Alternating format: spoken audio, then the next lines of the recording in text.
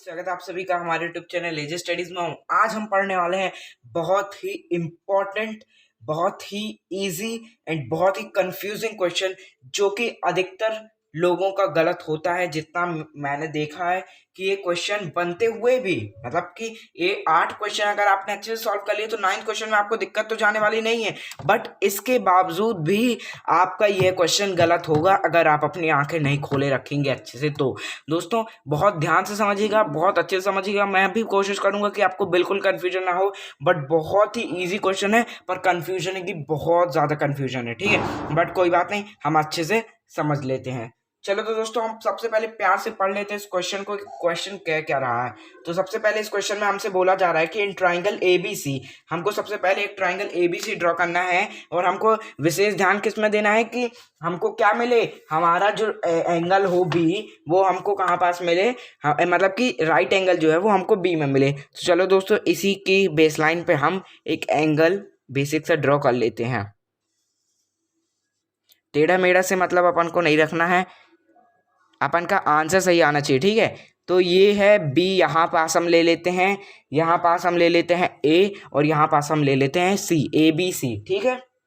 अब उसके बाद क्या बोल रहा है, if 10 is equals to 1 upon root 3। If 10 A क्या है, 1 अपॉन रूट 3। तो फाइंड द वैल्यू ऑफ, इन दोनों की हमको वैल्यू फाइंड करनी है। तो अब सबसे पहले दोस्तों जब भी ये दिया हुआ हो कि राइट एंगल बी में है, तब आपको ध्यान देना है कि हमको एंगल ए से बाकी सब लेना है। तो हमारे जो हमारे क्वेश्चन सॉल्व होगा तो ये एंगल ए से हमको देख के लेना है। तो एंगल ए यहाँ पास है, तो इसके सामने वाली जो भी लाइन होगी ना वो परपेंडिकुलर होगी, मतलब कि ये परपेंडिकुलर है, ठीक है।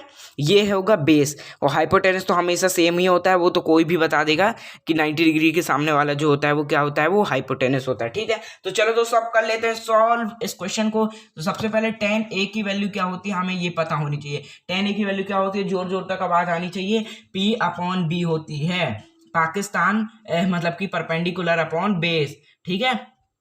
कोई दिक्कत इसमें नहीं होनी चाहिए। तो P अपॉन बी होती है 10 ए की, और हमको क्या दिया हुआ है 1 अपॉन रूट 3। तो बहुत से बच्चे यहीं पास गलत कर देते हैं, वो परपेंडिकुलर किसको मानते हैं, इसको, और बेस किसको मानते हैं, इसको। बट होता क्या है, उल्टा, ठीक है। तो अब क्या करना है, परपेंडिकुलर क्या है हमारा, परपेंडिकुलर है हमारा 1, और बेस है हमारा कितना, रूट 3, ठीक है। समझ में आ गया ना, कोई दिक्कत तो नहीं है ना। चलो ठीक है, तो आगे बढ़े। हाँ, अब उसके बाद दोस्तों हमको इतना तो पता चल गया, अब हमको सबसे पहले हाइपोटेनस निकालना पड़ेगा, तभी तो होगा। तो हाइपोटेनस कैसे निकलता है, पाइथागोरस थ्योरम से निकलता है। तो पाइथागोरस थ्योरम क्या होती है, h square P square plus good D square. चलो ये तो रट गई अपन को, है ना।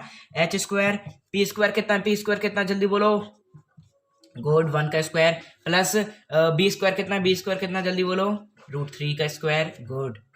h square is equals to, बताओ, 1 का स्क्वायर तो 1 ही रहेगा, प्लस रूट 3 का स्क्वायर, कभी भी कंफ्यूज मत होइएगा, रूट 3 इंटू रूट 3 3 होता है, ठीक है।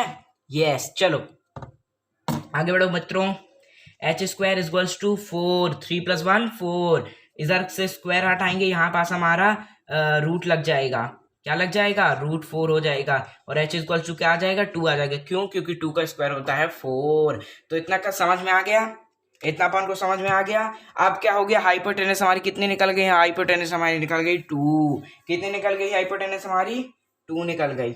निकली कि नहीं निकली, निकल गई भैया। चलो तो फिर हाइपोटेनस जब आपकी 2 निकल गई, फिर तो दिक्कत ही क्या है। चलो फिर आगे बढ़ते हैं, इसको रब कर देते हैं और फिर इनके ऊपर ध्यान देते हैं। ये जो 2 तो बड़े बड़े अक्षर लिख रहे हैं, यही हमको बहुत ज़्यादा कंफ्यूज कर देते हैं। अब कैसे कर देते हैं, चलो इस बार तो होंगे नहीं, उनको अपन मार्क खड़ा देंगे, मतलब कि इनको हम सॉल्व कर लेते हैं, ठीक है। तो चलो आगे वाले में चलते हैं, इसको रब कर देते हैं, जादू मंत्र छू। तो दोस्तों ये सब हट गया है। अब चलो हम इसको देख लेते हैं। सबसे पहले हमको दिया हुआ sine A into cos C plus cos A into sine C. भाई साहब इतना आसान है, फिर भी गलत हो रहा था अपना। चलो कोई बात नहीं, इस बार नहीं होगा, इस बार है अतिशय आपके साथ मित्रों, इस बार हूं मैं आपके साथ। तो सबसे पहले अगर आपको कंफ्यूजन नहीं चाहिए तो मैं आपको एक ट्रिक बताता हूं, वही आप आजमाइएगा। कैसी ट्रिक है, सबसे पहले साइन की वैल्यू क्या होती है, साइन की वैल्यू दोस्तों बिल्कुल आपको आंख बंद करके पता होनी चाहिए कि साइन की वैल्यू होती है P अपॉन बी, Pakistan sorry P upon H, Pakistan upon Hindustan, ठीक है। तो पी हमारा क्या है, परपेंडिकुलर क्या है हमारा 1 है। अब दोस्तों ध्यान देने वाली क्या बात है, ए, ये अभी ए पूछ रहा है, इसलिए ए से लेके परपेंडिकुलर क्या है हमारा 1 है, ठीक है। तो 1/2 सबसे पहले आप ऐसे लिख लीजिए, ठीक है। उसके बाद फिर क्या हमको दिया हुआ cos c। अब दोस्तों ध्यान देने बात ये है कि अब cos c यहां से हमको लेना है, ठीक है। तो ये अब हमारा परपेंडिकुलर बन जाएगा, ये बेस नहीं है, अब ये परपेंडिकुलर है और ये बेस है, ठीक है। तो अब बहुत ध्यान इसी में आपको देना है कि जो भी एंगल हमको दिया हुआ cos c मतलब कि c एंगल से लेना है, तो एंगल जो होगा उसके सामने वाला क्या होगा, परपेंडिकुलर होगा। ये कभी भी मत भूलेगा, एंगल के सामने वाला क्या होता है, परपेंडिकुलर होता है, ये कभी भी मत भूलेगा, ठीक है, कभी भी मत भूलेगा। अब cos क्या होता है, कॉस होता है पाकिस्तान और भूखा बी, और हिंदुस्तान हरा B/H, बेस अपॉन हाइपोटेनस। तो बेस क्या है इसमें, बेस है हमारा 1, ठीक है, याद रखिएगा बेस है हमारा 1। हाइपोटेनस तो हमारा सेम ही रहता है हर एक कंडीशन में। तो ये हमारा क्या हो गया 1/2 इंटू 1/2, ये हमने लिख लिया। अब उसके बाद प्लस का साइन लगा दीजिए बड़े गर्व से, और cos a, अब यहां ध्यान रखिएगा cos c था, अब यहाँ cos a, सारी कंडीशन यहीं पास चेंज हो जाती। cos a मतलब कि a एंगल से लेना है। अब परपेंडिकुलर क्या है, ये है, और बेस क्या है, ये है, ठीक है। ये आपको ध्यान रखना है, ये मैंने इंट्रोडक्शन में भी आपको बता दिया है, ठीक है। अब cos a की वैल्यू क्या होती है, अभी हमने देखा कि हमारी पाकिस्तान भूखा बी और हिंदुस्तान हरा B/H होती है, ठीक है। और cos a से लेना है तो बेस क्या होगा हमारा, बेस होगा √3, बेस क्या होगा हमारा √3, और B/H है तो √3/2। गुड जॉब यार, आप लोग भी अब होशियार होते जा रहे हो, है ना, कोई बात नहीं। अब सिंस बोल रहा हूँ, साइन सी से लेना है तो क्या होगा, ये होगा परपेंडिकुलर। पर साइन की वैल्यू क्या होती है, साइन की वैल्यू होती है पाकिस्तान अपॉन हिंदुस्तान, ठीक है, पाकिस्तान अपॉन हिंदुस्तान, ठीक है। तो क्या होता है भैया, पाकिस्तान अपॉन हिंदुस्तान मतलब कि पी, यहां पास क्या आ जाएगा, पी कितना है हमारा, हाँ, साइन सी से लेंगे तो पी क्या होगा, पी होगा ये परपेंडिकुलर √3। बिल्कुल याद रखिएगा दोस्तों, इसी में सब लोग कंफ्यूज हो जाते हैं और गलत कर देते हैं। और एच क्या है, एच तो हमेशा ही सेम होता है, तो 2, ठीक है। अब इसका मल्टीप्लिकेशन तो इतना आसान है कि जितना आसान कुछ होगा ही नहीं। 1 into 1 1, 2 into 2 4, plus √3 into √3 3, 2 into 2 4, कोई दिक्कत, चलो सॉल्व कर देते हैं। 4 का एलसीएम 4 ही रहेगा, वहां पास जब नीचे सेम है तो 1 + 3 = 4/4 = 4 1 जा 4 4 1 जा 4, आंसर आ गया 1। क्या आ गया भैया, 1। आंसर कितना आ गया, आंसर = 1, ठीक है। चलो तो दोस्तों ये सॉल्व हो गया है, अब दूसरा वाला सॉल्व कर लेते हैं। ये सॉल्व हो गया, अब दूसरा वाला सॉल्व कर लेते हैं। इसको ध्यान रखिएगा दोस्तों, इसमें कुछ भी नहीं है, सिर्फ आपको ए सी का ध्यान रखना है। एंगल के सामने वाला परपेंडिकुलर होता है, मैं बार बार रिपीट कर रहा हूं दोस्तों, कंफ्यूज मत होइएगा, ओके। चलते हैं अपन दूसरे में, इसको हटा देते हैं, ठीक है। अब दोस्तों सेकंड वाला कर लेते हैं, कोई दिक्कत नहीं आएगी सेकंड वाले में, ठीक है। अब हमने जैसा आपको बताया कि सबसे पहले आप ध्यान से देखकर लिख लीजिएगा। तो अब cos a क्या होता है, cos a क्या होता है, यहाँ पास हमने लिखा था cos a की वैल्यू क्या होती है, cos a की वैल्यू होती है √3/2। क्या होती है दोस्तों, रिपीट करिए, √3/2।